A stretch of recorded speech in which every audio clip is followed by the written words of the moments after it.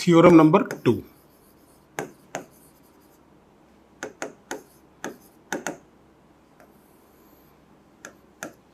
Right, theorem number 2। The total expected project duration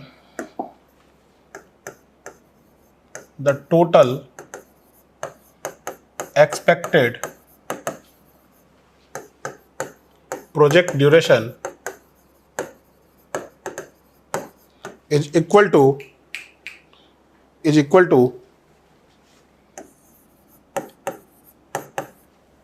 sum of expected completion time of those activities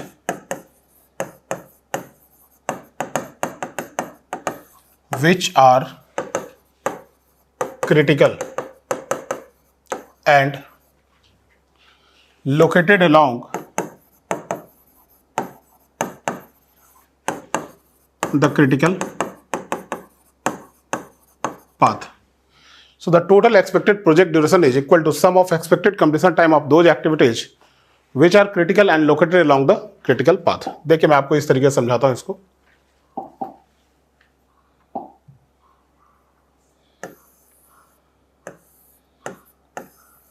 मान लीजिए कोई network है,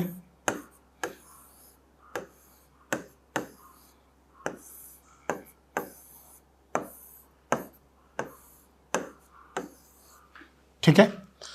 तो थोड़ी देर के लिए फर्ज कीजिए, चलिए पहले नॉमेनक्लेचर कर लेते हैं। 1 2 3 4 5 एंड 6। अब मान लीजिए कि इस एक्टिविटी की जो एक्सपेक्टेड कंप्लीशन टाइम है वो है T1, this is T2, T3, TE4, TE5 and this is T6। ठीक है। मान लीजिए कि ये वाला जो पाथ है क्रिटिकल पाथ है, 1 2 4 5 एंड 6, राइट। क्रिटिकल एक्टिविटीज है, so line path connecting all critical activities is called critical path. So here we will write, let us consider critical path is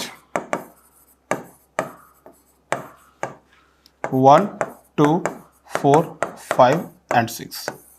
ये क्रिटिकल पाथ है। सो project completion time कितनी होगी हमारी वो देखिए।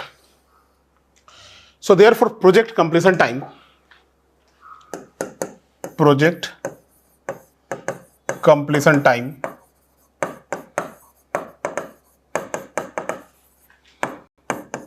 is equal to TE1 plus TE3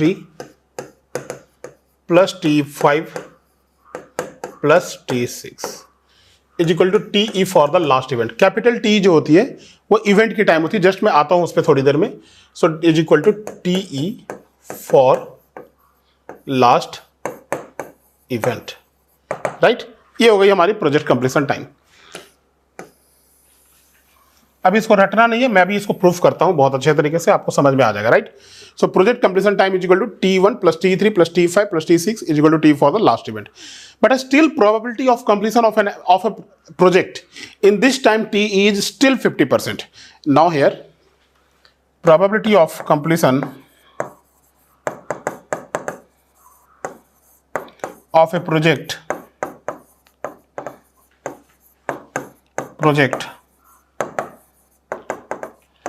in time T is still 50% only, अभी भी सिर्फ 50% है। तो ये जो मैंने बताया ये रटने की जरूरत है, ये तो थ्योरम कह रहा था इसलिए मैंने उस स्टेटमेंट को जस्टिफाई किया। अब मैं आपको ले चलता हूं कि अगर ये थ्योरम कुछ नहीं कहता तो भी हम क्या करते, देखिए जरूरत ही नहीं थी इसकी। देखिए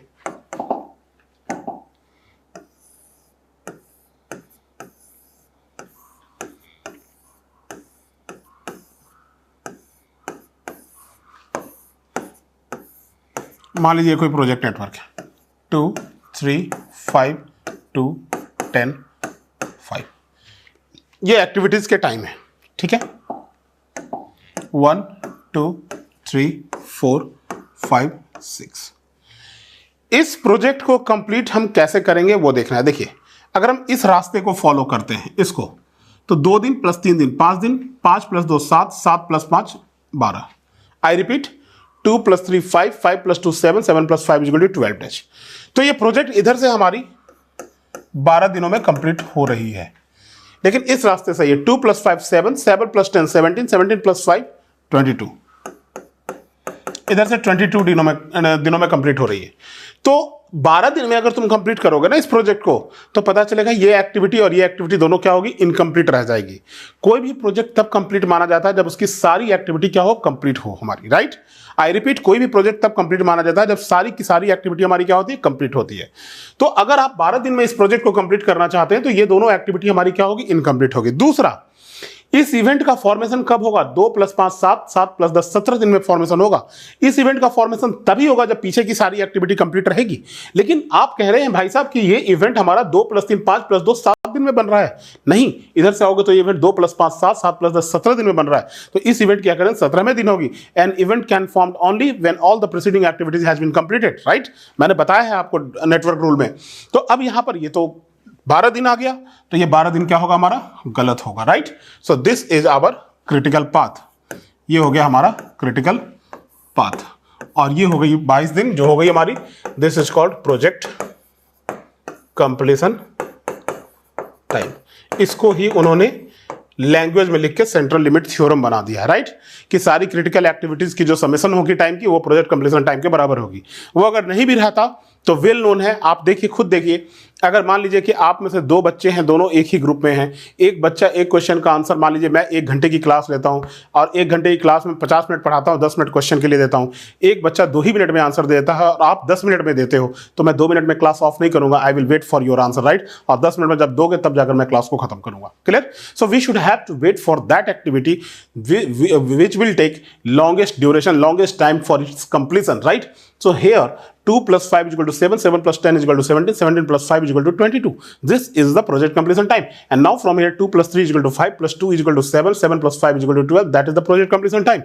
But in this 12 days, these activities will remain incomplete here, right? That's why we should have to take the longest duration. So critical path जो होती है, path connecting all events of zero slack, I repeat slack, is called the critical path. And what do you mean by slack? We will discuss later on, right? So critical path is time wise longest path. वो मैं आता हूं उस पर, critical path में आपको और समझाता हूं, ठीक है। अभी ये तो क्लियर हो गया। तो जैसे देखिए, इंजीनियरिंग सर्विसेज की जो ऑब्जेक्टिव्स आएगी और गेट की जो ऑब्जेक्टिव्स आएगी, यहां से जरूर आते हैं क्वेश्चन। तो आपको पूछेगा, किसी बहुत सारा नेटवर्क दे देगा, पूछेगा क्रिटिकल पाथ क्या है, राइट। जैसे मैं एक छोटा सा नेटवर्क यहां पर देता हूं, देखिए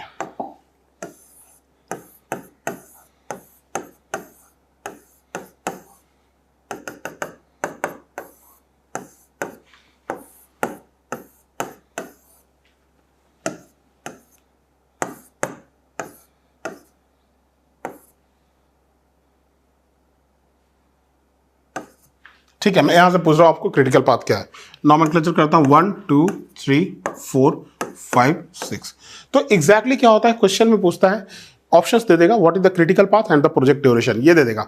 तो बहुत सारे बच्चे क्या करते हैं, टी.टी.एल निकालते हैं, फिर स्लैक निकालते हैं, फिर जाकर स्लैक 0 देखते हैं, फिर क्रिटिकल पाथ आइडेंटिफाई करके प्रोजेक्ट ड्यूरेशन बताते हैं। कुछ भी करने की जरूरत नहीं है। जस्ट देखिए यहाँ पे क्या करेंगे अब, देखिए 2 plus 3 5, 5 plus 2 7, 7 plus 3 10, 10 is the project duration here, right? आइए यहां से 2 plus 5 7, 7 plus 2 9, 9 plus 3 12 is the project duration here. आइए 2 plus 3 5, 5 plus 0 5 plus 2 7, 7 plus 3 is equal to 10. I repeat, 2 plus 3 5, 5 plus 0 5 plus 2 7 plus 3 is equal to 10. अब बताइए longest कौन सा हुआ, 12 is the longest duration. So this is our critical path, right. So critical path क्या हो गया, ये तो आपका 12 डेज जो हो जाएगा, ये क्या हो जाएगा, project duration. So project duration is equal to 12 days. Critical path क्या हो जाएगा आपका, देख लीजिए 1 2 4 5 एंड 6 हो गया। यही ऑब्जेक्टिव आते हैं ईएससी में, राइट, और गेट में भी इस तरीके के क्वेश्चंस आते हैं। तो एक वैरायटी तो आपका यहां से कवर हो गया। चलिए अब हम लोग सेंटर लिमिट थ्योरम 3 पे आते हैं। आप इसको कॉपी कर लीजिए, थ्योरम नंबर 3 पे आते हैं हम लोग, ठीक है।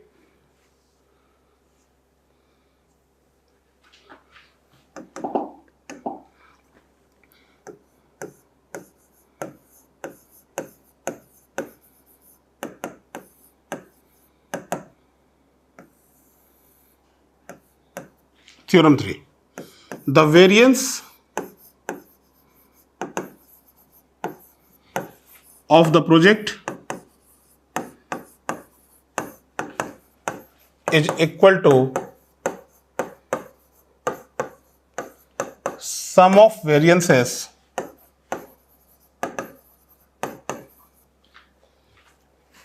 the variance of the project is equal to sum of variances of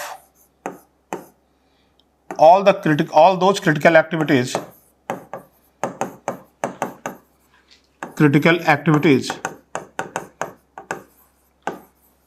which are located along the critical path.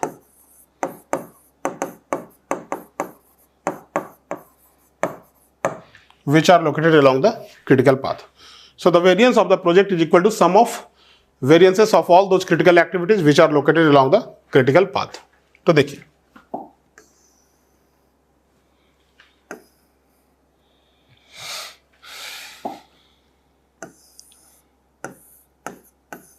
एक नेटवर्क बनाते हैं हम लोग.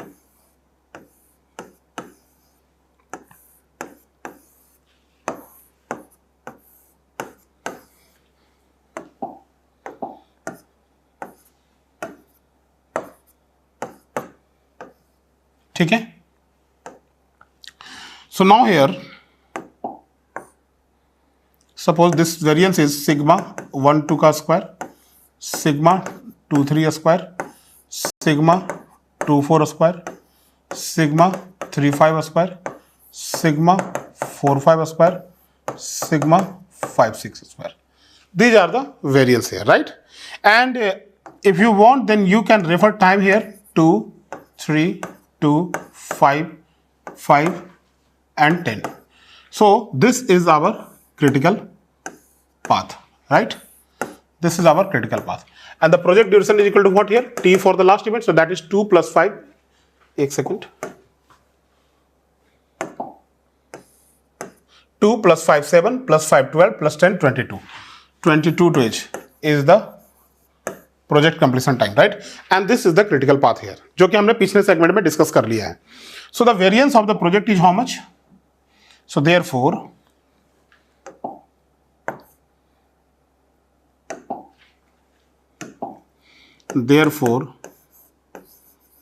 variance of the project sigma square is equal to sigma 1 2 square plus 2 3 मत लो क्योंकि ये critical नहीं है और क्रिटिकल पाथ के अलाउ नहीं है. सो 2 4 square plus 4 5 square plus 5 6 square, right? so this is the variance of the project here. इस तरीके से हम लोग वेरिएंस फाइंड आउट करते हैं.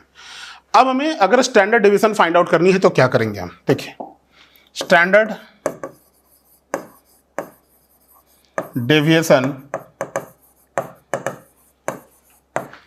Of the project sigma is equal to square root of variance.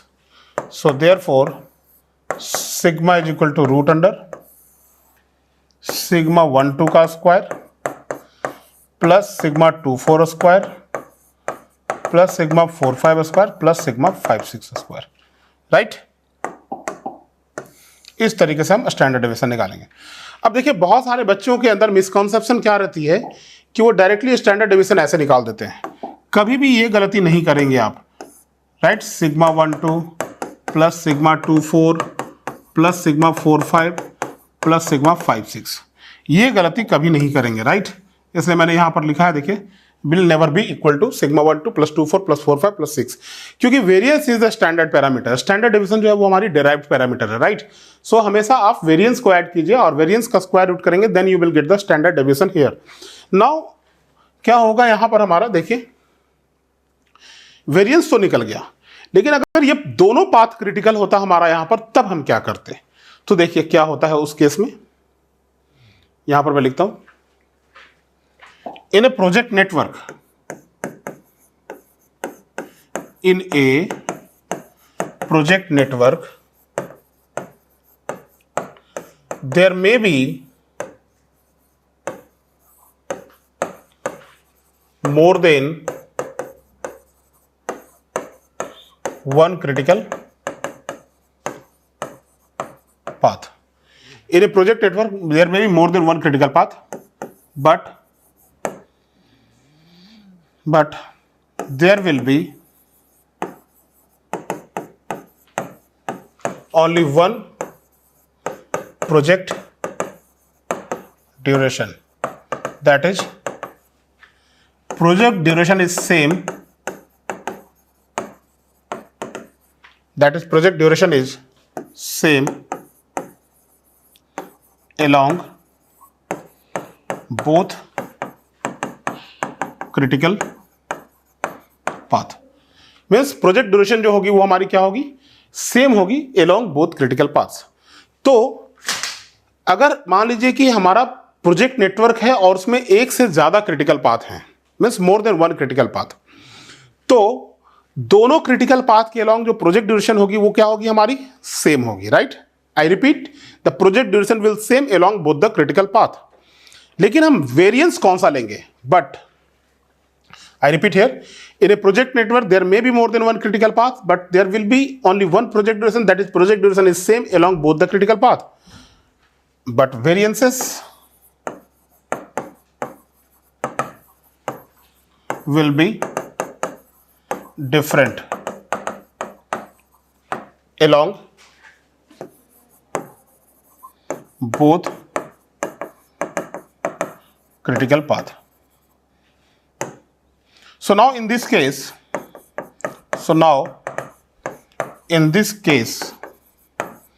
variance of the project is taken as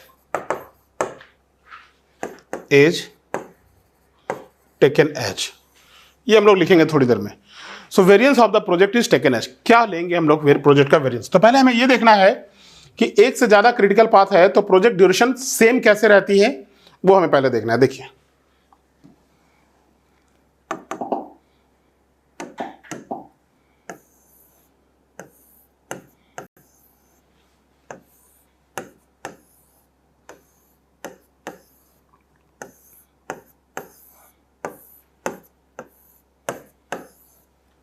to 5 10 10 5 and 3. Right, ये हो गया हमारा. और इसका हम नोमेनक्लेचर कर लें, 1 2 3 4 5 एंड 6. तो हम लोग इधर से आते हैं. देखिए, 2 + 5 7 7 + 10 17 + 3 20. So the project completion time is here 20 days. Right, यहां से आइए, 2 + 10 12 12 + 5 = 17 17 + 3 = 20.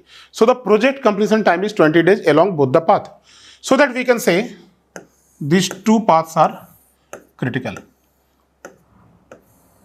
अब ये दोनों की दोनों पाथ हमारी क्या है, क्रिटिकल है. Right, so here we can write critical path is critical path 1. क्या हो जाएगा हमारा, 1 2 3 5 एंड 6.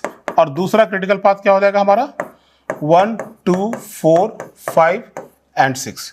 ये दोनों हमारे क्रिटिकल पाथ होंगे.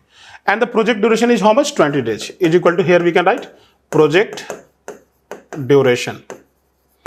तो प्रोजेक्ट ड्यूरेशन हो गई हमारी 20 दिनों की यहां पर. राइट, अब वेरिएंस जो हम कैलकुलेट करेंगे, तो वेरिएंस हम कैसे आइडेंटिफाई करेंगे वो देखना है हमें. देखिए, इनकी वेरिएंस है सिग्मा 1 2 की square, sigma 2 3 square, sigma 3 5 square, sigma 5 6 square, this is sigma 2 4 square, sigma 4 5 square. हमें वेरिएंस निकालना है इस प्रोजेक्ट का. राइट, तो यहां पर हम लोग लिखेंगे variance of the project, variance of the project along critical path 1 is sigma 1 square is equal to. First critical path के अलॉन्ग पहले वेरिएंस निकालो, क्या आएगा देखो, सिग्मा 1 2 स्क्वायर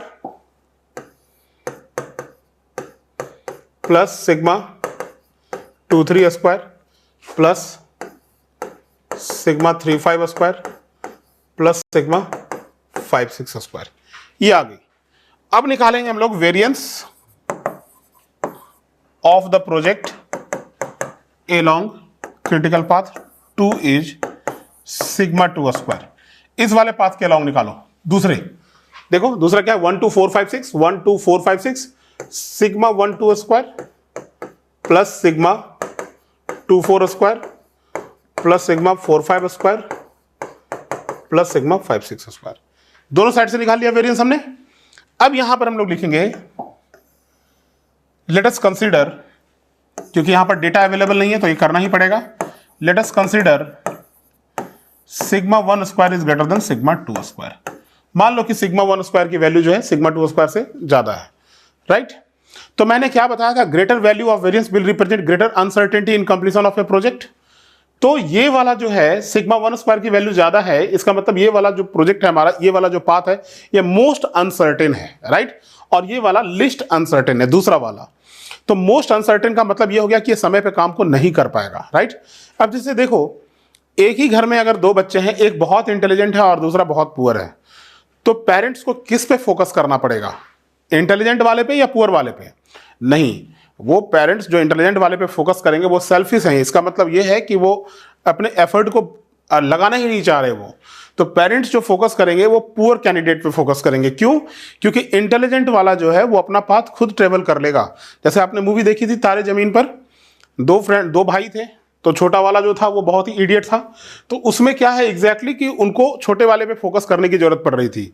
तो छोटा वाला जो था वो क्या था, मोस्ट अनसर्टेन था, वो अपना काम नहीं कर पाता था, और बड़ा वाला इंटेलिजेंट था, राइट।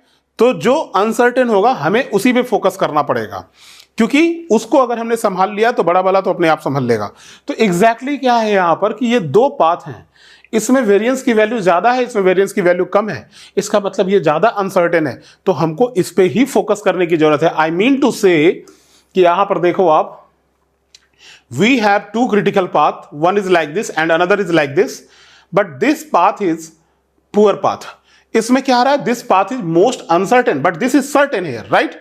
तो इस पाथ को अगर हमने कंप्लीट कर लिया तो ये तो अपने आप कंप्लीट हो जाएगा। So we should have to focus on this path, right. तो यहां पर हम लोग ये लिखेंगे, देखिए, let us consider sigma 1 square is greater than sigma 2 square, therefore path 1 is, therefore path 1 is most uncertain, hence such path requires greater attention.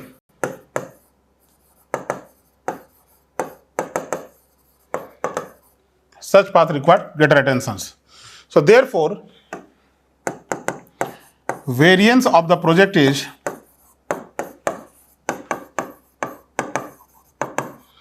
taken as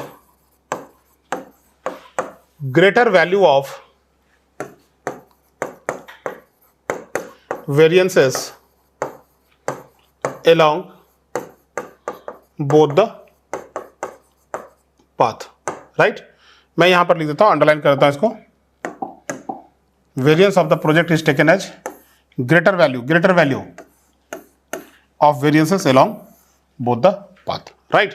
तो यहां पर जो हमने डैश छोड़ा था इसमें क्या लिखेंगे हम लोग, देखिए, so now in the case of, in this case variance of the project is taken as, यहां पर हमें क्या लिखना पड़ेगा,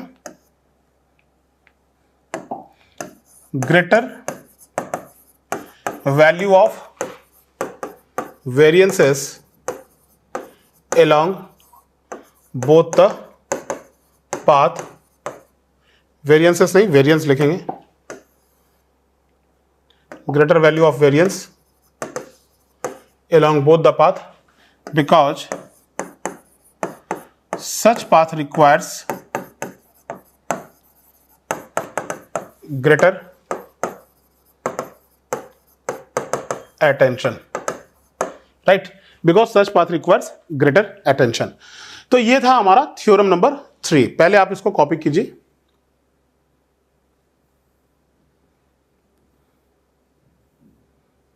फिर मैं आपको एक चीज और इसमें बताता हूं। देखिए थ्योरम नंबर 3,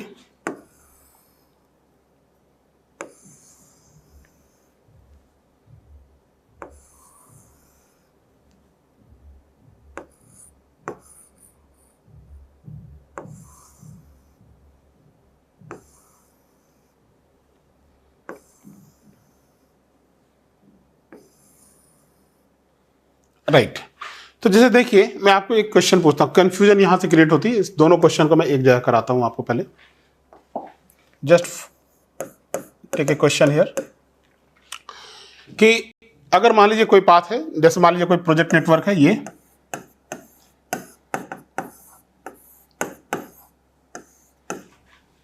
है 1 2 3 4 5, टाइम अलॉटमेंट 2 3 2 5 3, राइट। ये टाइम अलॉटमेंट है। और यहां पर वेरिएंसेस की वैल्यू दे रखा है इन्होंने, सिग्मा 1 2 का स्क्वायर 3, सिग्मा 2 4 का square 5, sigma 2 3 square 1, sigma 3 4 square 1, sigma 4 5 square 2। ये दे रखा है वेरिएंसेस की वैल्यू। तो आपसे पूछेगा क्या क्वेश्चन में, देखिए पहले तो पूछेगा क्रिटिकल पाथ, ऑब्जेक्टिव में भी। ये मैं ऑब्जेक्टिव टेक्निक ही बता रहा हूं आपको, कन्वेंशनल टेक्निक अभी मैं आऊंगा उस पर। प्रोजेक्ट ड्यूरेशन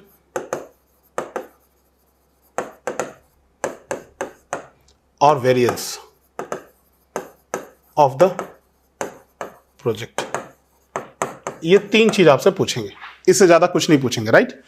तो देखिए 2 + 5 7 + 3 10, 2 + 3 5 + 2 7 + 3 10। इसका मतलब ये हो गया कि ये दोनों पाथ हमारे क्या हैं, क्रिटिकल है, राइट। और t = कितना आ गया, 10। तो यहां से आंसर हो जाएगा हमारा क्रिटिकल पाथ क्या हो जाएगा हमारा, देखिए फर्स्ट 1 2 4 5 और सेकंड क्या हो जाएगा हमारा 1 2 3 4 5। एंड प्रोजेक्ट ड्यूरेशन क्या हो गया हमारा, प्रोजेक्ट ड्यूरेशन = 10 डेज। ये तो 2 आंसर आ गए आपके। अब वेरिएंस ऑफ द प्रोजेक्ट पूछ रहा है, राइट। तो यहां पर हम लोग लिखेंगे variance along critical path 1, variance along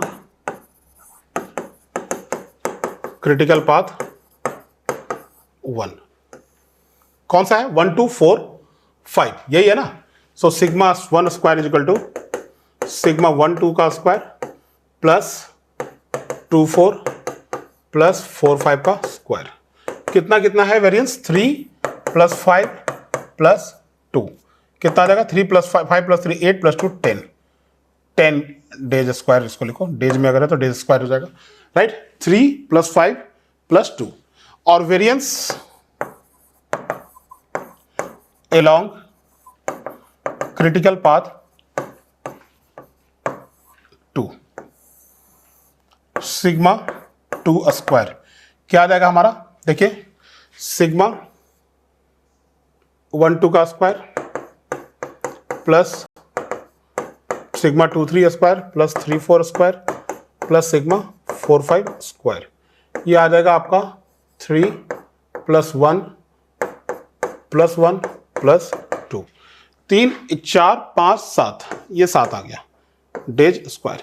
अब बताइए आप प्रोजेक्ट का वेरिएंस किसको लेंगे आप, तो अब बताइए आप प्रोजेक्ट का वेरिएंस किसको लेंगे, ग्रेटर वैल्यू ऑफ वेरिएंस कौन सा है, ये। तो ये वाला जो है हमारा दिस इज मोस्ट अनसर्टेन और ये क्या है हमारा, list uncertain, right. So therefore यहां पर लिखेंगे हम लोग, क्योंकि इस पाथ को ज्यादा अटेंशन चाहिए। ये वाला पाथ जो है देखिए, ये वाला पाथ जो है ये मोस्ट अनसर्टेन होगा क्योंकि वेरिएंस की वैल्यू ज्यादा है। देयरफॉर यहां पर लिखेंगे हम लोग, therefore variance of the project is equal to 10 days square, this will be the answer, right. अब जैसे देखिए दूसरा क्वेश्चन इस तरीके से पूछता है, अगर मान लीजिए कि हमारे पास 2 कॉन्ट्रैक्टर है, contractor A and contractor B, और इनको एक रोड बनानी है, ठीक है। इनको 5 किलोमीटर की इनको असाइनमेंट दिया हमने for construction of a 5 kilometre village road. We have 2 contractors, right, we have 2 contractors for construction of a, यहां पर लिख दो क्या इस तरीके से, we have 2 contractor for construction of a 5 kilometer village road. The variance is as given in table. Which contractor should allow to accept the tender? जो उन्होंने टेंडर डाला है, हम कौन से कॉन्ट्रैक्टर को एक्सेप्ट करें, ए को या बी को। तो वेरिएंसेस जो है यहां पर वो ये गिवन है, दिस इज वेरिएंस। इनकी वैल्यू है मान लीजिए 5 और इनकी वैल्यू है 10, ये 2 कॉन्ट्रैक्टर, तो दोनों की वेरिएंस गिवन है, दोनों ने टेंडर डाला है हमारे पास। हम किन के टेंडर को एक्सेप्ट करें, 5 वाले को या 10 वाले को। तो देखो बी जो है इसका वेरिएंस ज्यादा है, तो ये बी क्या है, मोस्ट अनसर्टेन है, ये मतलब ये समय पे काम करके नहीं देगा। और ए जो है इसकी वेरिएंस कम है, मतलब ये क्या है, ये लिस्ट अनसर्टेन है, अनसर्टेन तो है लेकिन लिस्ट है, और ये मोस्ट अनसर्टेन है, तो ये समय पे काम करके दे सकता है हमको, इसलिए हम टेंडर ए को अलाउ करेंगे जिसकी वेरिएंस क्या होगी, कम होगी। आप में से 2 दोस्त हो, दोनों मुझे कहते हो कि सर मेरी वेरिएंस 10 है, एक कहता है मेरी वेरिएंस 25 है सर यूपीएससी में सिलेक्शन की, तो मैं किसको ठीक से गाइड करूंगा, मैं किसको मतलब किसको अभी मान के चलूं कि सिलेक्शन होगा जिसकी वेरिएंस 10 है, जिसकी अनसर्टेनिटी 10 है, लेकिन पढ़ाऊंगा किसको बढ़िया से, जिसकी वेरिएंस ज्यादा है, ताकि वो बच्चा भी निकल जाए हमारा, राइट। तो यही केस मैं आपको यहां पर समझाना चाह रहा था। देखिए अगर हम किसी एक फैमिली की बात करते हैं, एक नेटवर्क की बात करते हैं, एक ही फैमिली की बात करते हैं, तो एक फैमिली में हमारे पास 2 मेंबर हो गए, एक ये वाला हो गया और एक ये वाला हो गया, ये वाला कमजोर है, ये वाला स्ट्रांग है, तो कमजोर वाले पे फोकस किया, जिसकी वेरिएंस ज्यादा थी उसके वेरिएंस को, प्रोजेक्ट का वेरिएंस लेके आगे की कैलकुलेशन को जारी रखा हमने।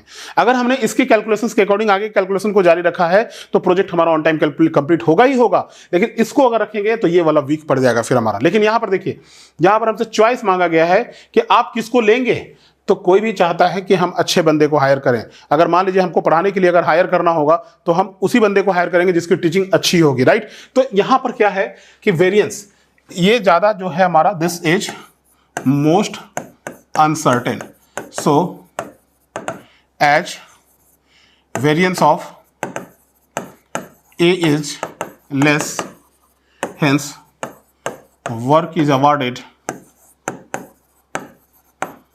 टू कॉन्ट्रैक्टर ए को दीजिए आप, राइट। तो ये ऑन टाइम आपको करके दे देगा यहां से। अब जैसे देखिए एक चीज यहां पर क्या था, मुझे और एक चीज बता देनी चाहिए थी, यहां पर वो रह गया था। देखिए मैं यहां बताता हूं, ये तो कॉपी कर लिया होगा आपने, पॉज करके कॉपी कर लो, राइट। प्रोबेबिलिटी डिस्ट्रीब्यूशन कर्व में मुझे आपको एक चीज बताना था, एक फॉर्मूला था वहां पर, अभी मुझे वेरिएंस बताते बताते याद आया। देखिए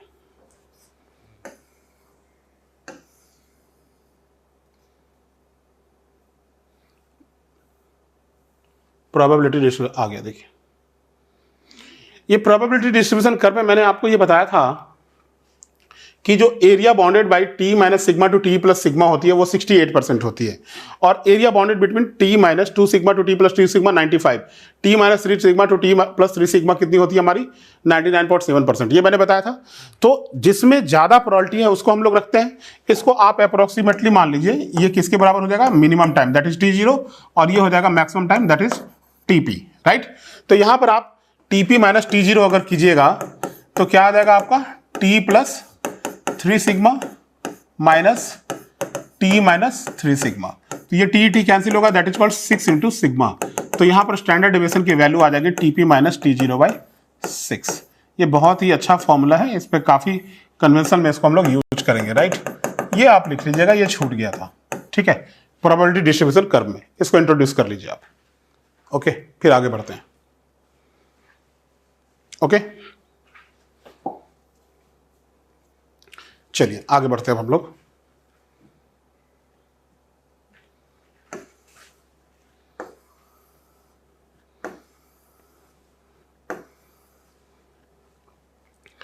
अब देखते हैं हम लोग, जरा सा एक नोट लिखते हैं, ये एक्चुअली क्रिटिकल पाथ के बारे में लिखते हैं थोड़ा सा। Critical path,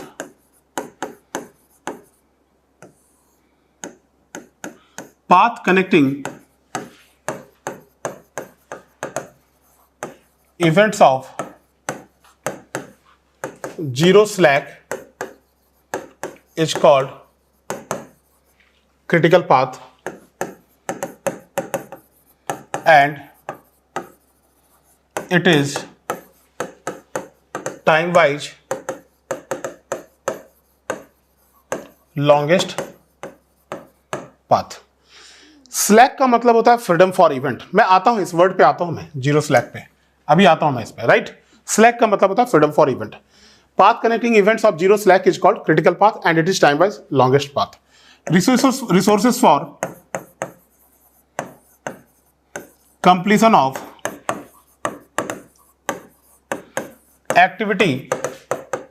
activities along this path is just proper. Hence, any delay in any activity will result in delay of the project. मैंने आपको पहले भी समझाया था क्रिटिकल के बारे में, राम सीता वाला एग्जांपल दिया था मैंने। तो hence any delay in any project will result in delay of, sorry, any delay in any activity will result in delay of the project. तो एग्जैक्टली क्या होता है कि जैसे मान लीजिए क्रिटिकल एक्टिविटी का मतलब ये हो गया कि कोई भी एक्टिविटी है उसको तुमने 5 दिन का समय दिया है तो वो 5 दिन में ही कंप्लीट करेगा, ना कि 4 दिन में होगा और ना कि 6 दिन में कंप्लीट होगा।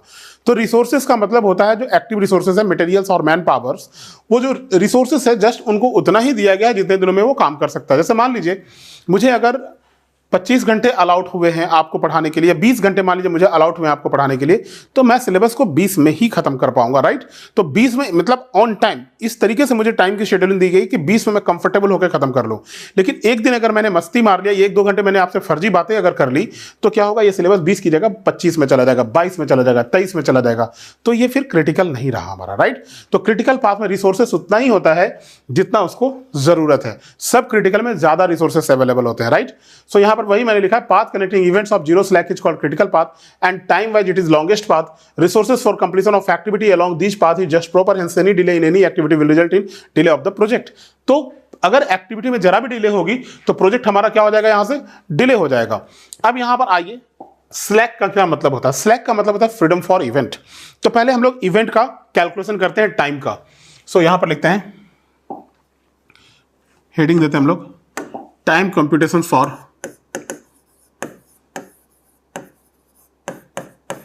Computation for event.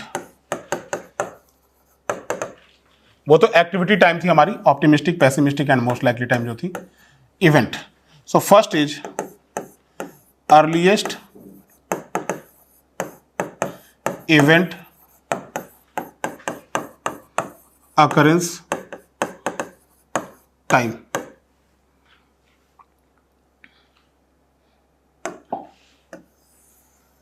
earliest expected event occurrence time। Expected word जरूर रहेगा, इसको TE से हम लोग इंडिकेट करते हैं, ठीक है।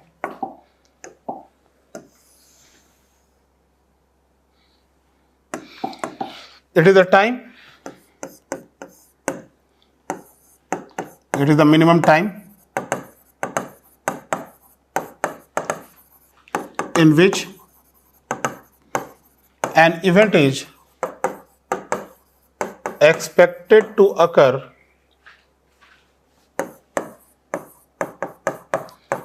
as early as possible without delay in project completion time. It is a minimum time in which an event is expected to occur as early as possible without delay in project completion time. तो देखो ये क्या होता है, यहां पर definition पे जाओ ही मत अभी, ठीक है। आप पहले ये देखो, earliest expected event occurrence time. मैं भी फॉर्मूला नहीं लिख रहा, फॉर्मूला के लिए बस मैं जगह छोड़ रहा हूं, ठीक है, ये मैं जगह छोड़ रहा हूं फॉर्मूला के लिए, मैं आपको यहां पर ऐसे समझा रहा हूं, ठीक है। इवेंट 1 एंड इवेंट 2, इस एक्टिविटी ए को कंप्लीट होने में 5 डेज लगेंगे, करेक्ट। ये इवेंट जो बनी है हमारी 2 जून को बनी है, ये इवेंट नंबर 1, राइट। इवेंट 1 जो बनी है 2 जून को, इवेंट की टाइम को हम टीई से इंडिकेट करते हैं, ठीक है। तो अगर मान लो 2 जून को इस इवेंट का अकरेंस हुआ, तो इस इवेंट का अकरेंस जैसे मैं बता रहा हूं 2 जून को अगर हुआ है, इस एक्टिविटी को 5 दिन लगेंगे कंप्लीट होने में। तो अगर कोई डिले नहीं करते हैं, जैसे मान लो 2 को काम ये खत्म हुआ, इवेंट 2 को बना, हम 2 को ही काम शुरू कर देते हैं, तो यहां पर हम अर्लीस्ट कब पहुंच सकते हैं इस जगह पे, मतलब ये एक्टिविटी हमारी कंप्लीट कब हो सकती है, 2 + 5 = 7 जून को। तो इस इवेंट का अकरेंस कब होगा हमारा, 7 जून को। क्लियर हो गया। आई रिपीट, 2 जून को ये इवेंट बना, तो ये एक्टिविटी कंप्लीट होने में 5 दिन लेगी, तो 2 + 5 7 जून को ये इवेंट हमारा बन जाएगा। क्लियर हो गया। इसका मतलब ये है कि अगर हम इसी को फॉर्मूला के पॉइंट ऑफ व्यू से इस तरीके से लिखते हैं, जैसे देखिए, this is I and this is J and this is TE of I J। इनकी टाइम अगर TE ऑफ I है तो इनकी टाइम TE ऑफ J होगी, तो TE ऑफ J को हम क्या लिख सकते हैं, TE of I plus TE of I J। Clear हो गया। देखिए इस तरीके से हम लिख सकते हैं इसको। अब यहां पर क्या है कि ये तो 7 जून को हमारा बन गया ये इवेंट हमारा, ठीक है। ये इसको कहते हैं हम अर्लीस्ट। अगर मान लो हम 3 तारीख को शुरू करते तो ये कब बनता, 8 तारीख को। तो एक्चुअली क्या है कि 2 जून को हमारे पास थोड़ी प्रॉब्लम है, हम 2 जून को शुरू नहीं कर सकते, हमारी कुछ मेडिकल इमरजेंसी है, हम काम को थोड़े दिन बाद शुरू करना चाहते हैं। तो हम चेक करते हैं कि इस इवेंट के लिए हमारे पास फ्रीडम कितना है। अगर हम 7 जून को इस इवेंट को बनाते हैं, ठीक है, तो प्रोजेक्ट ऑन टाइम कंप्लीट होता है। लेकिन अगर हम इस इवेंट को 17 जून को बनाते हैं तो भी हमारा प्रोजेक्ट ऑन टाइम कंप्लीट होता है। आगे भी बहुत सारी एक्टिविटी है, तो अगर हम इसको 17 जून को इस इवेंट को बनाते हैं तो भी हमारे पास कोई फर्क नहीं पड़ता। इवेंट वैसे भी हमारा 30 जून को कंप्लीट होना चाहिए था पूरा प्रोजेक्ट, वैसे भी इसको 2 जून को, इसको 7 जून को बनाओ या 17 जून को बनाओ, प्रोजेक्ट तुम्हारा 30 तारीख को ही कंप्लीट होगा, 30 जून को ही कंप्लीट होगा।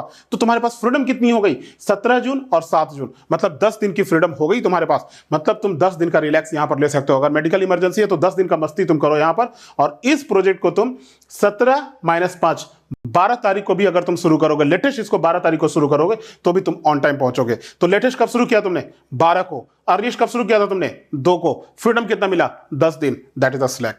क्लियर हो गया, क्लियर हो गया, बिल्कुल, दैट इज द स्लैक। तो स्लैक मतलब फ्रीडम फॉर इवेंट।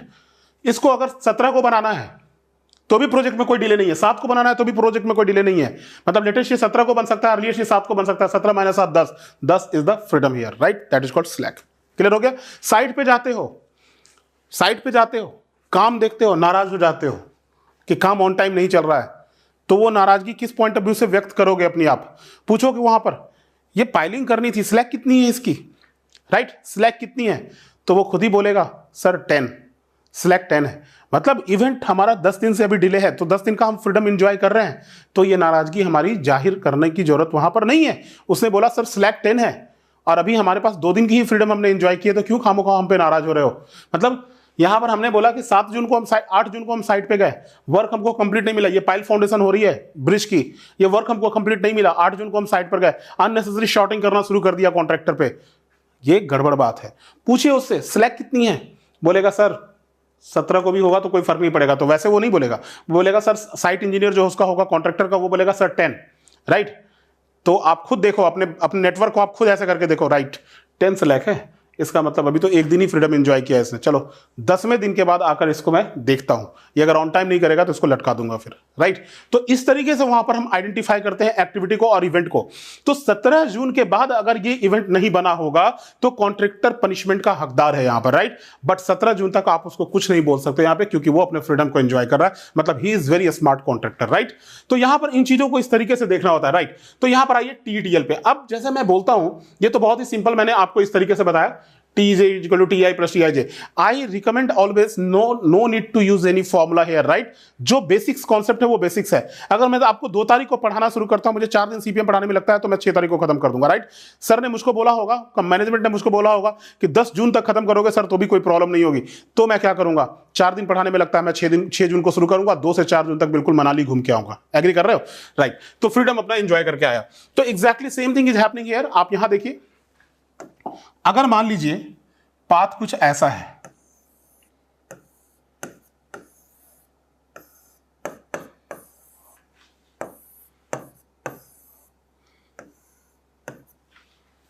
ये हमारा ऐसा पाथ है, राइट।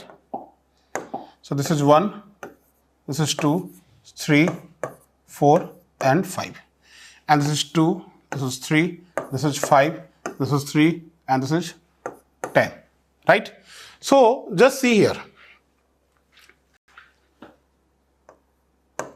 just see, आज मान लीजिए 10 जून है, ठीक है।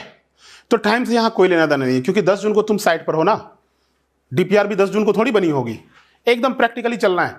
10 जून को तुम साइट पे हो, एस्टिमेट 10 जून को बनी थी, टेक्निकल अप्रूवल 10 जून को मिला था, टेक्निकल सैंक्शन 10 जून को मिला था क्या? नहीं, वो अपने ऑन टाइम पे मिला होगा, राइट। किसी भी डेट में मिला होगा, उससे क्या फर्क पड़ता है मेरे को। तो जब तुम कैलकुलेशन करना शुरू करते हो तो इनिशियल टाइम तुम 0 लेते हो। जैसे कैसे फिजिक्स में पढ़ते थे, initial velocity is not given then take u is equal to 0। तो इनिशियल टाइम यहां पर 0 लेंगे, हम 0 से कैलकुलेशन अपनी शुरू करेंगे। So here TE is equal to 0। तो वही मैं यहां पर लिखता हूं,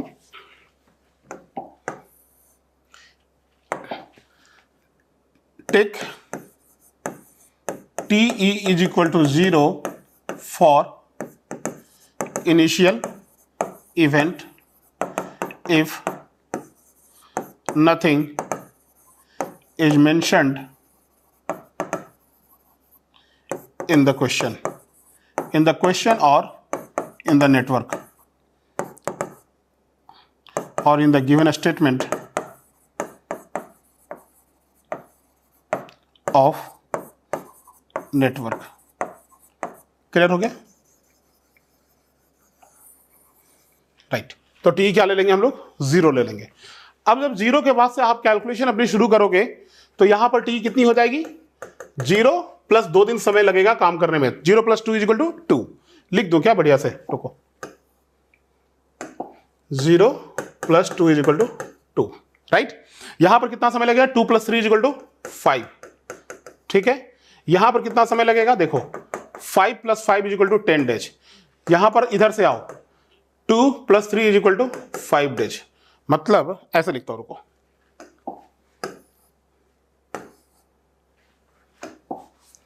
2 plus 3 is equal to 5 days, और ये लिखता हूं 5 plus 5 is equal to 10 days. अब क्या है कि इस इवेंट की अकरेंस कब होनी चाहिए, 5वें दिन या 10वें दिन, ये देखना है हमको, राइट। अगर इस इवेंट की अकरेंस 5वें दिन तुम कराते हो तो ये एक्टिविटी तुम्हारी इनकम्प्लीट रह जाएगी, तो इस इवेंट का अकरेंस ही नहीं होगा, पहली बात। तो देखो मैं अपने स्टेटमेंट को कितने परफेक्शन की ओर ले जा रहा हूं, पहले उन चीजों पे ध्यान दो, क्योंकि हम मैनेजमेंट कर रहे हैं, मैनेजमेंट में परफेक्शन बहुत इंपॉर्टेंट रोल रखता है। मैं बोल रहा हूं कि an event can not occur till all the preceding activities have been completed. तो ये एक स्टेटमेंट है, प्रैक्टिकल है लेकिन ये एक स्टेटमेंट है कि किसी भी इवेंट का ये रटाफिकेशन हो गया कि a plus B whole square a square plus 2ab plus b square होती है, ये रटाफिकेशन हो गया। That means an event can not occur till all the preceding activities have been completed. तो यहां पर ये दोनों एक्टिविटी जब तक बनेगी नहीं, तब तक कंप्लीट नहीं होगी, तब तक इस इवेंट का अकरेंस नहीं होगा, राइट। ये तो एक स्टेटमेंट हो गया जिसको हम लोग यूज कर रहे हैं। दैट इज सेम एज कि moment of inertia is a product of mass into a square of their perpendicular distances from a given axis of rotation. ये एक रटाफिकेशन हो गया, लेकिन ये चीज यहां पर नहीं करना है। यहां पर मुझे ऐसे चलना है कि देखो सर, अगर मैं इसको 5 तारीख को कंप्लीट करता हूं तो यहां से क्या होगा हमारा, देखो ये एक्टिविटी 5 तारीख को कंप्लीट होगी, 5 को तो ये इवेंट बनेगा, लेकिन इस इवेंट को अगर होने के लिए इस तरफ से इस एक्टिविटी को कंप्लीट होने के लिए 5 दिन अभी और चाहिए, तो ये 10 तारीख होगा। लेकिन अगर हम 10 तारीख को इस इवेंट का अकरेंस कराते हैं तो ये भी एक्टिविटी कंप्लीट हो जाएगी और ये भी एक्टिविटी हमारी कंप्लीट हो जाएगी। सो हमें 10 दिन का टाइम लेना चाहिए, that is the maximum time हमें लेना चाहिए। तो ये जो टाइम है आपका, ये गलत है और ये सही है। क्लियर हो गया? ये करेक्ट टाइम है हमारा। और ये प्रोजेक्ट कंप्लीट कब होगी? 10 + 10 दैट इज 20 डेज में। तो प्रोजेक्ट ड्यूरेशन हो जाएगा हमारा 20 डेज। तो यहां पर से क्या हो गया, जो आपने लिखा, ये जो 5 लिखा आपने, ये क्या है? दैट इज, अगर हम बात करें TE ऑफ J, इसको हम I मान लेते हैं, तो हम लिख सकते हैं TE of I + TE of IJ maximum. हम मैक्सिमम वैल्यू को लेंगे यहां पर। क्लियर हो गया? मैक्सिमम वैल्यू को हम यहां पर लेंगे, मिनिमम को नहीं ले सकते हम यहां पर, राइट? क्योंकि मिनिमम को लेंगे तो पीछे की एक्टिविटी इनकम्प्लीट रह जाएगी।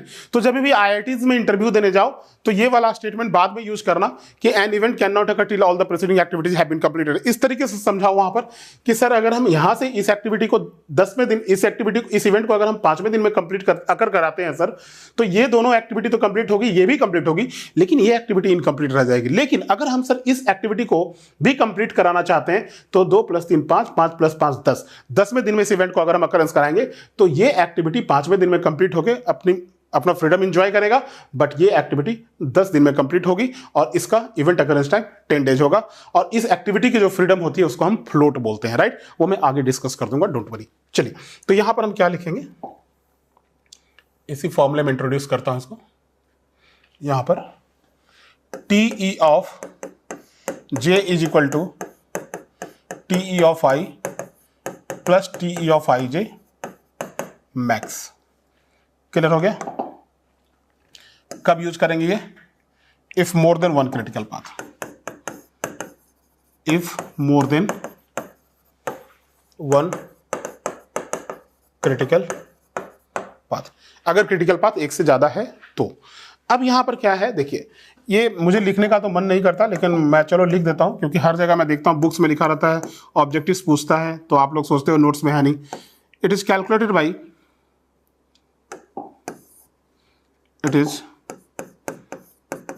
By forward path. मतलब हम पीछे से आगे की ओर ऐसे जा रहे हैं ना, देखिए ऐसे जा रहे हैं ना, that is called forward path. Backward तो कैलकुलेशन नहीं कर रहे ना, so that is forward path, right? So it is calculated by forward path. तो अब आप यहां पर इसको कॉपी कर लेंगे। देखिए, time computation for event, earliest expected event occurrence time,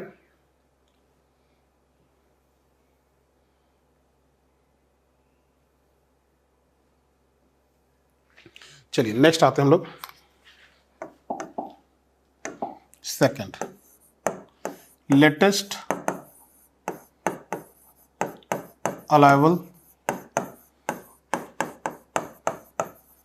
occurrence time.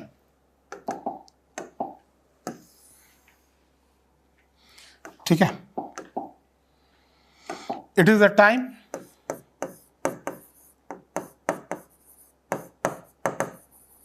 in which an event may allow to occur as late as possible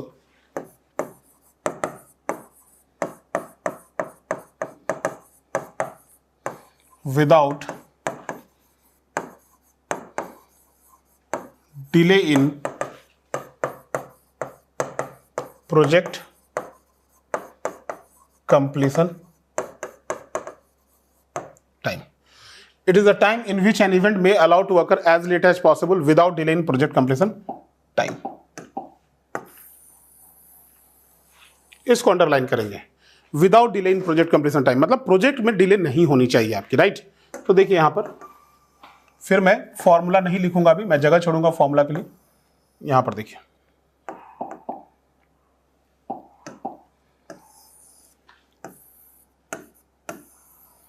ऐसे ये मान लीजिए 2 जून को शुरू हुआ था, टी इसकी थी 2 जून, 5 दिन इसको काम कंप्लीट करने में लगेगा, तो इसकी टी हो गई 2 + 5 = 7 ऑफ जून। लेकिन हमसे ये कहा गया कि ये इवेंट जो है अगर 17 जून को भी अकर होता है तो आपके प्रोजेक्ट में कोई फर्क नहीं पड़ेगा। आई रिपीट, आपके प्रोजेक्ट में कोई फर्क नहीं पड़ेगा। मतलब मैं यहां पर इस तरीके से लिख देता हूं, डोंट वरी, ये लो ना, जितनी मर्जी उतनी एक्टिविटी जोड़ लो, ठीक है। और ये टी जो है इसका 17 जून है, = प्रोजेक्ट 30 जून रख लेता हूं, 17 क्यों रखूंगा, 30 रख लेता हूं, = प्रोजेक्ट कंप्लीशन टाइम। मतलब आपकी प्रोजेक्ट 30 जून को कंप्लीट होगी। अगर ये 17 को भी होता है तो कोई फर्क नहीं पड़ेगा। तो इस इवेंट को कब अकर कराना चाहिए, मीन्स लेटेस्ट इस एक्टिविटी को कब शुरू करनी चाहिए। तो अगर ये इवेंट हमारा 17 - 5 12 को भी ये वाला इवेंट अगर हमारा अकर होता है तो हम 12 तारीख को इस एक्टिविटी को शुरू करेंगे और 17 को हम ऑन टाइम यहां पर पहुंच जाएंगे। तो भी हम आगे प्रोसीड करेंगे तो 30 जून को हमारी प्रोजेक्ट कंप्लीट रहेगी। तो TL अगर हम इसको ये कर दें, इस तरीके से लिखें, यहां पर आता हूं, क्या आ जाएगा, चलिए यहां पर नहीं लिखता हूं, TL of 1 = TL of 2 - TE of IJ। यही हुआ ना हमारा। उसी तरीके से अगर हम यहां पर लिखें इन चीजों को, देखिए अगर ये मान लीजिए I है और ये J है, so this is TE of I, this is TE of J, and this is TE of IJ, and this is TL of J, and this is TL of I। तो TL of I की value क्या हो जाएगी, TL of J - TE of IJ। Clear हो गया। इस तरीके से लिखेंगे हम लोग। तो it is calculated by backward path method, right. वो मैं आगे लिख दूंगा, डोंट वरी। अब यहां पर क्या है, देखिए क्या है यहां पर, ये तो कर लिया आपने कि इतने से आ गया। स्लैक पे आगे मूव करता हूं, आगे बढ़ता हूं स्लैक पे मैं। अब यहां पर अगर मान लीजिए कि पाथ ऐसा ही है एक से ज्यादा, तो क्या होगा,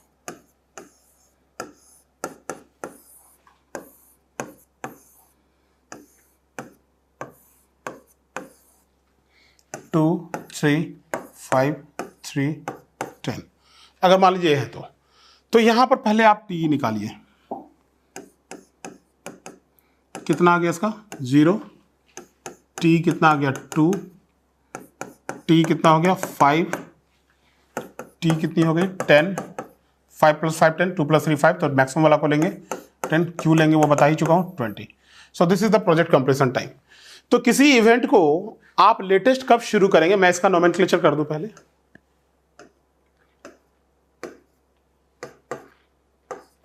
राइट। प्रोजेक्ट कंप्लीशन टाइम हमारा क्या होता है, यही होता है project T for the last event, project completion time. इस टाइम पे भी प्रोबेबिलिटी ऑफ कंप्लीशन कितनी होती है, जो मैंने सेंट्रल लिमिट थ्योरम में आपको पढ़ाया हुआ है, 50% ही होती है प्रोबेबिलिटी ऑफ कंप्लीशन हमारी, राइट। इस टाइम पे भी प्रोबेबिलिटी ऑफ कंप्लीशन कितनी होती है हमारी, 50% होती है, right.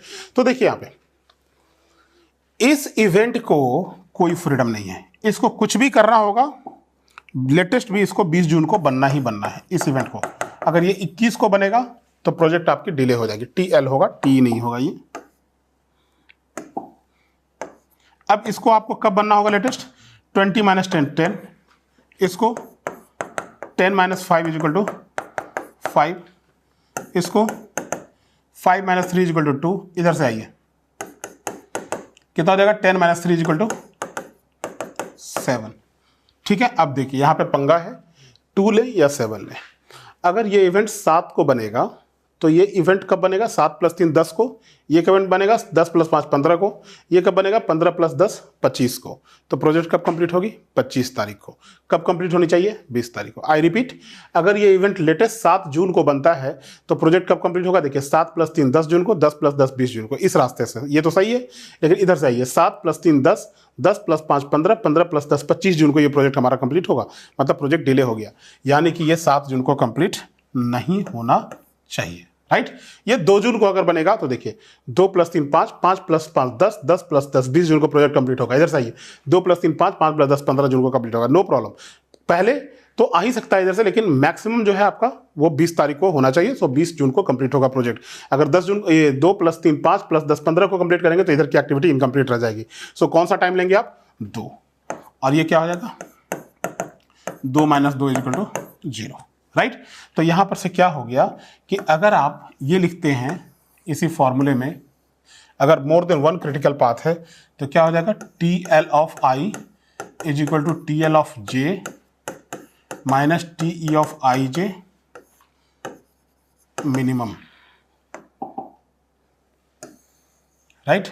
If more than one critical path, if more than one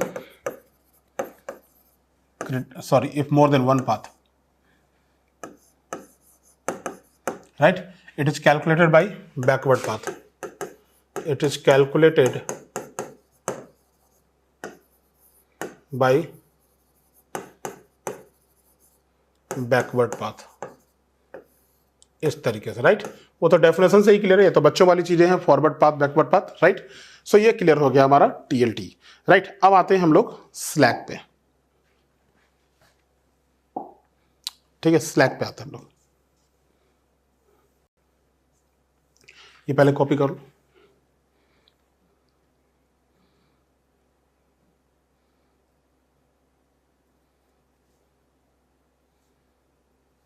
ठीक है। Okay, slack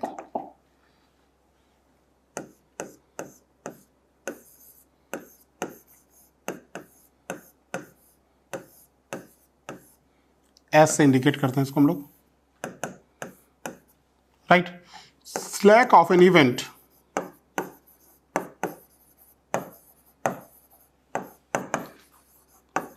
represent the access time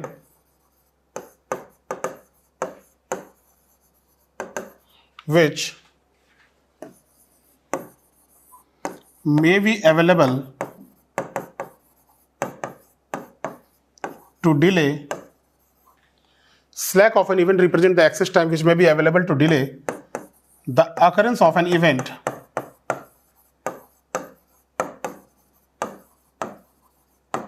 slack of an event represent the access time which may be available to delay the occurrence of an event without affecting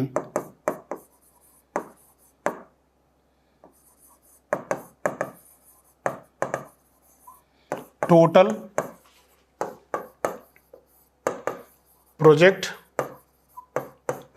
completion time, right? Without affecting total project completion time. तो slack का जो formula होगा वो क्या होगा ये देखना है यहाँ पर, राइट। तो मैं इसी एग्जांपल में आपको बताता हूं। इसमें नेटवर्क में तो थोड़ा सा हौच पौच हो गया, चलिए मैं दूसरा नेटवर्क बना देता हूं, डोंट वरी। देखिए यहां पे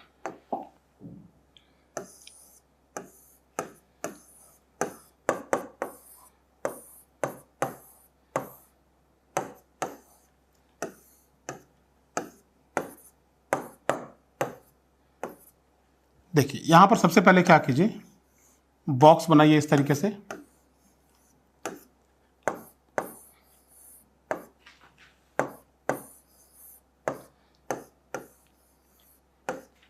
यहां पर लिखेंगे TE TL TE TL,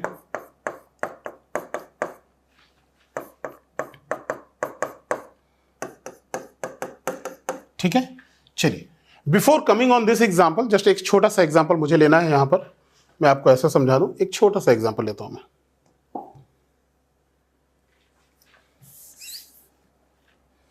देखिए, अगर मान लीजिए ये इवेंट है 2 जून 5 डेज और ये 7 जून TE, लेकिन लेटेस्ट अगर ये 17 जून को भी होता है तो कोई फर्क नहीं पड़ता है। तो इस इवेंट की जो फ्रीडम हुई हमारी यहां पर, वो फ्रीडम कितनी हो गई? ये हमारी फ्रीडम हो गई। So that is freedom for occurrence of an event. कितनी हो गई आपकी? 17 जून की जगह 17 जून को हो या 7 जून को, कोई फर्क नहीं पड़ता। So that is 10, right. So this 10 is the freedom, और इसी फ्रीडम को हम कहते हैं अपने पर्ट के लैंग्वेज में स्लैक, मीन्स इवेंट की फ्रीडम को हम स्लैक कहते हैं, राइट। तो ये 17 क्या है आपका TL, और ये क्या है TE is equal to slack. Can we write this? देखिए, so slack is equal to TL minus T, देखो TL माइनस T।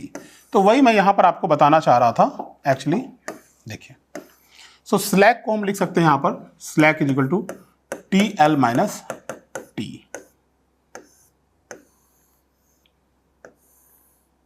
राइट। देखिए, स्लैक ऑफ एन इवेंट, ये एक इवेंट की प्रॉपर्टी है, ठीक है। आप ऐसे भी लिख सकते हैं, slack of jth event is equal to TL of j minus TE of j। अगर स्लैक आपको ith इवेंट का निकालना है तो क्या हो जाएगा TL of I minus TE of I। इस तरीके से भी आप लिख सकते हैं यहां पर, नो प्रॉब्लम, ठीक है। चलिए अब यहां पर आते हैं हम लोग, इस एग्जाम्पल पे फोकस करते हैं, राइट। इस एग्जाम्पल पे फोकस करते हैं। देखिए TE इनिशियल इवेंट का कितना लेंगे 0, this is 2, this is 5, this is 10, this is 13, this is 13, this is 10, this is 5, this is 2 and this is 0, right. तो यहां पर क्या हो गया, स्लैक निकालिए। इसकी स्लैक कितनी हो जाएगी 0 माइनस 0 इज इक्वल टू 0, इसकी स्लैक 0, इसकी स्लैक 0, इसकी स्लैक 0 एंड इसकी भी स्लैक 0। तो मैंने लिखा है path connecting events of 0 slack is called critical path. तो सारा का सारा पाथ क्रिटिकल हो जाएगा, but time wise it is longest path. तो जो स्टूडेंट सिर्फ इतना पढ़ते हैं कि path connecting events of 0 slack is called critical path, वो ये टिक करके आते हैं, this is the critical path. देखिए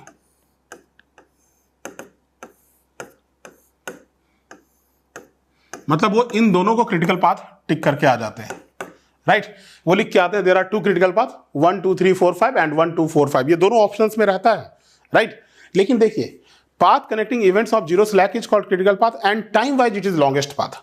तो यहां से टाइम वाइज लॉन्गर, देखिए 2 + 2 4 + 3 7 दिन में ही प्रोजेक्ट कंप्लीट हो रहा है, तो ये तो क्रिटिकल पाथ होगा, इसके कोई चांसेस ही नहीं बनते हैं, कोई सवाल ही नहीं उठता कि ये क्रिटिकल पाथ होगा। एग्री कर रहे हैं आप? Time wise longest. So here you can see 2 + 3 5 + 5 10 + 3 = 13, so this is the critical path. So slack for all event is 0 here, right? यहां पर अभी आप देखिए, यहां पर देखिए,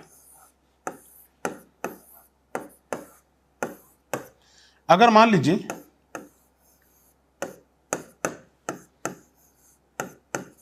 ये 8 है, ये 15 है, T और TL, तो इस इवेंट की स्लैक कितनी हो जाएगी अब हमारी, देखिए। So this is slack is equal to 15 - 8 is equal to 7 days. तो 7 दिन को फ्रीडम ये एंजॉय करेगा हमारे यहाँ पे, राइट। अब स्लैक 0 होने का मतलब क्या है, देखिए। चलिए ये 2 केसेस मैंने डिस्कस किए, एक स्लैक 0, एक स्लैक 7 डेज वाला, है ना। ऊपर भी डिस्कस किया है 5 डेज वाला। देखिए अगर स्लैक 0 है इसका मतलब कोई फ्रीडम नहीं है। जैसे मान लीजिए कि कल आपका एग्जाम है और आज मुझको सिलेबस खत्म करनी है और आज मैं 10 घंटे ही मैक्सिमम आपको पढ़ा सकता हूं, मतलब 10 घंटे का सिलेबस 10 घंटे ही पढ़ाना है आज हमको। मतलब ये समझ लिए कि 1 ओवर है, 6 बॉल है, 36 रन बनाने हैं, ऐसा समझिए। तो हर बॉल पे 6 मारनी होगी, राइट। इसका मतलब ये हो गया कि क्रिटिकल ओवर है हमारा, मीन्स रिसोर्सेस इनफ नहीं है। 5 ओवर है, 6 रन बनाने हैं, आराम आराम से बनाएंगे। एग्री कर रहे हो? मीन्स रिसोर्सेस प्रॉपर है। यहाँ पर रिसोर्सेस क्या है, जस्ट सफिशियंट है जिसमें कि आप काम को कर सकते हैं। तो एग्जैक्टली स्लैक अगर 0 है तो वो इवेंट भी हमारा क्रिटिकल होगा। And resources for completion of activities for the formation of these events are just proper. लेकिन फ्रीडम अगर ज्यादा है इसका मतलब रिसोर्सेज आपके पास ज्यादा है। और स्लैक की वैल्यू अगर नेगेटिव है तो ऑलरेडी वो बिहाइंड द शेड्यूल है, मीन्स ऑलरेडी वो एक्टिविटी क्या हो चुकी है, लेट हो चुकी है। TL - T करोगे ना, T की वैल्यू मान लो 10 दिन, मान लो यहाँ पर ये रख लो। एक एग्जाम्पल और, एक एग्जाम्पल और, जस्ट ये मान लो 8 है और ये मान लो T है। अब सेलेक्ट कितना आ गया, 3 - 8 is equal to -5, that is less than 0। मतलब क्या हो गया, अर्लीस्ट इसको 8 को कंप्लीट होना चाहिए था और लेटेस्ट 3 को ये कंप्लीट कर रहा है, राइट। लेटेस्ट ये 3 को कंप्लीट कर रहा है, स्लैक की वैल्यू क्या हो जाएगी, नेगेटिव हो जाएगी। मतलब ये ऑलरेडी बिहाइंड द शेड्यूल है, इस एक्टिविटी के लिए रिसोर्सेज बहुत ही कम है। तो यहाँ पर देखिए आप क्या होगा कि 3 केसेस हम लोग डिस्कस करेंगे यहाँ पर, राइट। 3 केसेस हम लोग डिस्कस करेंगे यहाँ पर इस स्लैक से रिलेटेड। ओके चलिए तो यहां पर लिखेंगे हम लोग case 1, if slack is equal to 0, then such an event is called critical event, and resources for completion of activities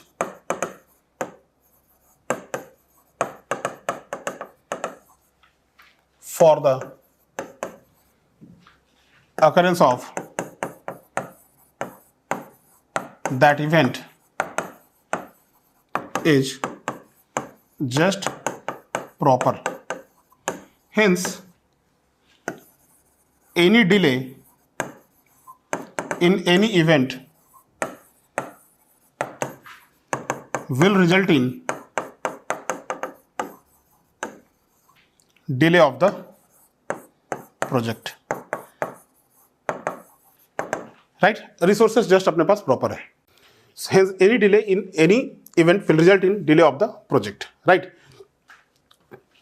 Any delay in any event, और एक्टिविटी भी लिख सकते हो यहाँ पे आप, एक्टिविटी भी लिख दो यहाँ पे, ज़्यादा बढ़िया रहेगा. इवेंट और एक्टिविटी दोनों लिख दो. Will result in delay of the project. दूसरा क्या है हमारा case 2.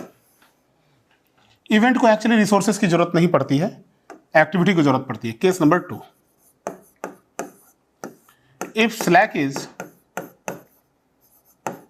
greater than 0, then such an event is called subcritical event, and resources for completion of activity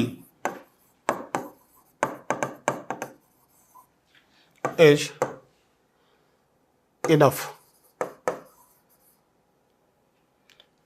Hence,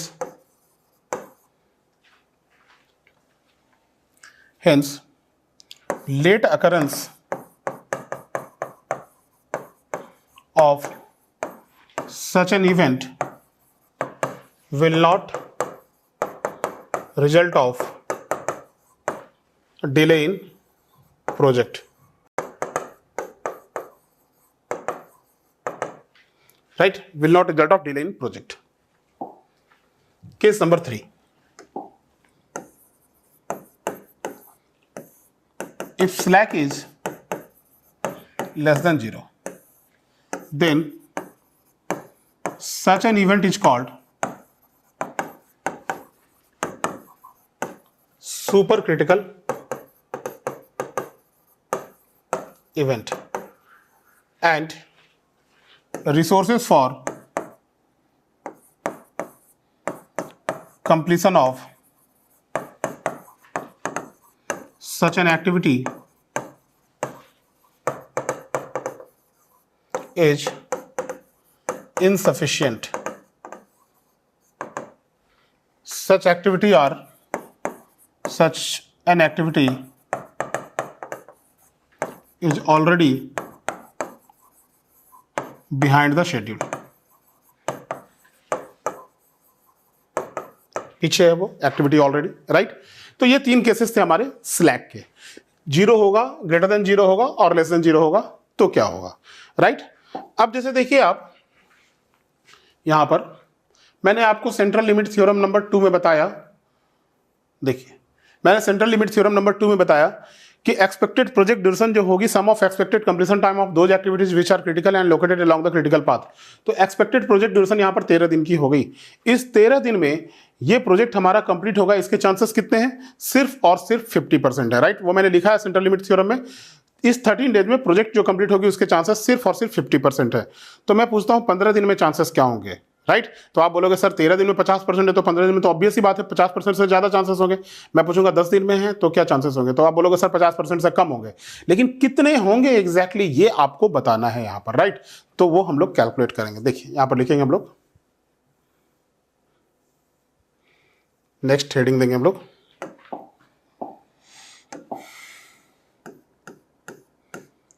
calculation of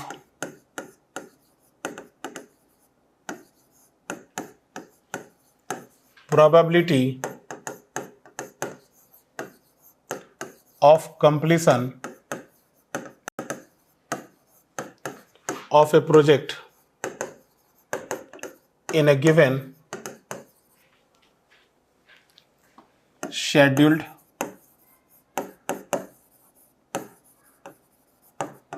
duration, bracket में TS, S for schedule duration, right.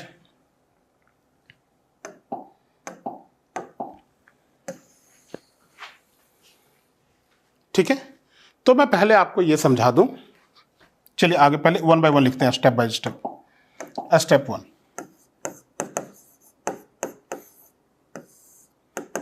Find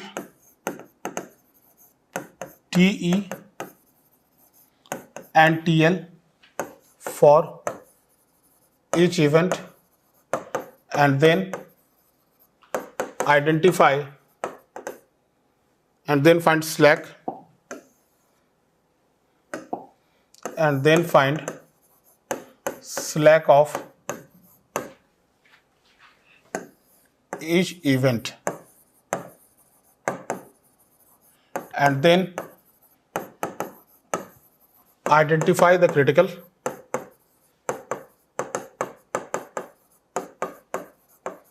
path। इतना तो आप कर ही लेंगे आराम से। चलिए step 2, find variance of the project and then find standard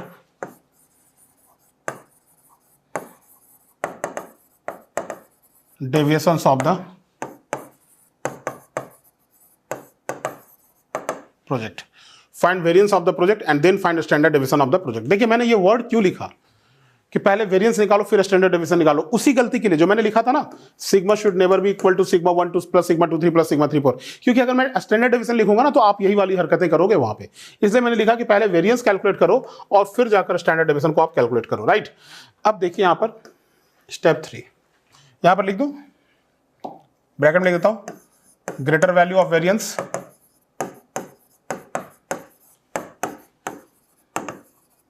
is taken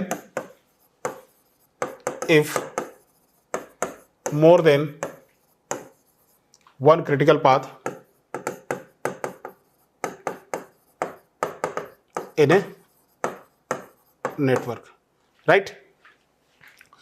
Step number 3, find probability factor Z is equal to TS minus TE by sigma, TS minus TE by sigma, right. TS यहां पर क्या है देखिए, TS is equal to scheduled duration of project, ठीक है। और TE जो है हमारी एक्सपेक्टेड कंप्लीशन और expected duration time of project. Sigma is standard deviation of project. अब कई लोगों को यह समझ में नहीं आ रहा होगा कि शेड्यूल ड्यूरेशन और एक्सपेक्टेड ड्यूरेशन क्या होती है। देखिए ये मैं बताता हूं आपको। जैसे मान लीजिए ये कोई प्रोजेक्ट है 2 3 5 2, तो इस प्रोजेक्ट की एक्सपेक्टेड ड्यूरेशन क्या होगी, 2 + 3 5 + 5 equal to 10। This is the expected duration, right, and this is the critical path, right? So this 10 days is the expected duration. So but in this 10 days the probability of completion is how much here? Only 50%, right? in this 10 days the probability of completion is only 50%. And I'm asking you what is the probability of completion in 15 days. In 15 days P is equal to what? So ये जो 15 days मैंने आपको बोला है, this 15 days is the scheduled duration. जैसे आप कोई project मेरे पास लाए, आपने बोला सर 10 डेज इसका प्रोजेक्ट ड्यूरेशन आ रहा है, तो मैं तो जान ही रहा था कि 10 डेज पे 50% कंप्लीशन होगी, तो मैंने बोला यार 50% कंप्लीशन होगी 10 डेज पे, चलो ऐसा करते हैं तुम पता करो कि 90% प्रोबेबिलिटी ऑफ कंप्लीशन हो, इसके लिए हमको कितना ड्यूरेशन देना पड़ेगा आपको। तो आपने बोला सर रुको निकाल कर बताता हूँ, अगर P इज इक्वल टू 90% है तो TS की वैल्यू सर आपको 25 दिन लेनी पड़ेगी, राइट? ये हमने कैलकुलेट किया यहां पर से। So this TS is the schedule duration of the project, right? अगर TS की वैल्यू आप 5 दिन रखते हो तो ये वैल्यू क्या आएगी? P की less than 50%, this is less then 50%, right? और ये वैल्यू क्या आएगी P की? ऑब्वियस सी बात है ग्रेटर देन 50%। तो किसी भी वैल्यू पे आप इसको फाइंड आउट कर सकते हो, right? This is the schedule duration of the project. अब यहां से देखिए, आप कॉपी कर लीजिएगा इसको पॉज करके एग्जाम्पल को। आइए यहां आते हैं, देखिए सो जेड तो पता चल गई, अब प्रोबेबिलिटी कैसे पता चलेगी हमारी? So step 4, find probability of completion of a project in a given scheduled duration TS by probability distribution table by probability distribution table. क्या है देखिए, आपको पेपर में गिवन होगा और नहीं गिवन होगा तो इन तीन वैल्यूज को याद रखें, आपका काम हो जाएगा। जेड और पी, जीरो अगर होगी जेड की वैल्यू तो जेड क्या होता है हमारा? T S minus T by sigma. Zero कब होगी इसकी वैल्यू? जब ये टी के बराबर होगा, और इस पर तो ऑब्वियस ही बात है प्रोबेबिलिटी ऑफ कंप्लीशन कितनी है हमारी? टी पे कितनी है? 50% है, तो दिस इज 50%। और 1 अगर होगी तो 84.13%, 2 होगी 97.72%, और 3 होगी तो 99.87% होगी, राइट?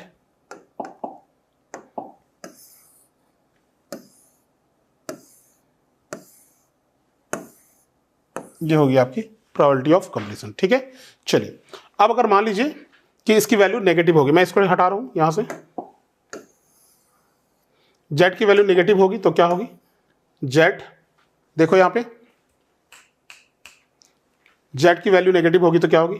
सो जेड पी, इसको जीरो पे तो वही होगा 50%, और अगर जेड की वैल्यू -1 हो गई तो 100 माइनस 84.13, ये 15.87%, -2 होगी तो 100 माइनस 97.72, 2.28,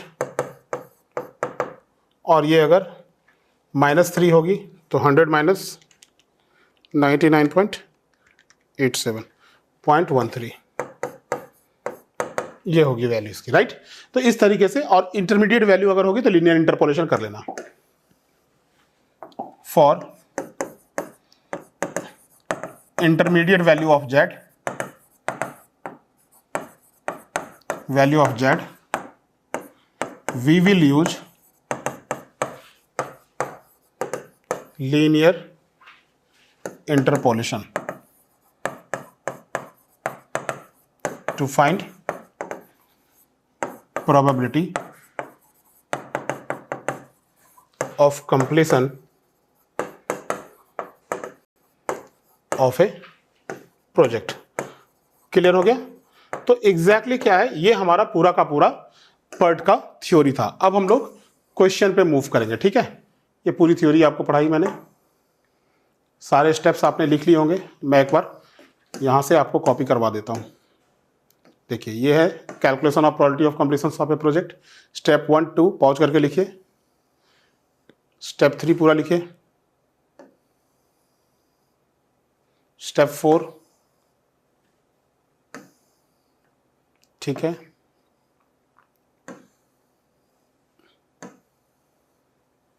राइट। तो अब हम लोग नेक्स्ट पे आते हैं क्वेश्चन सेगमेंट पे, ठीक है।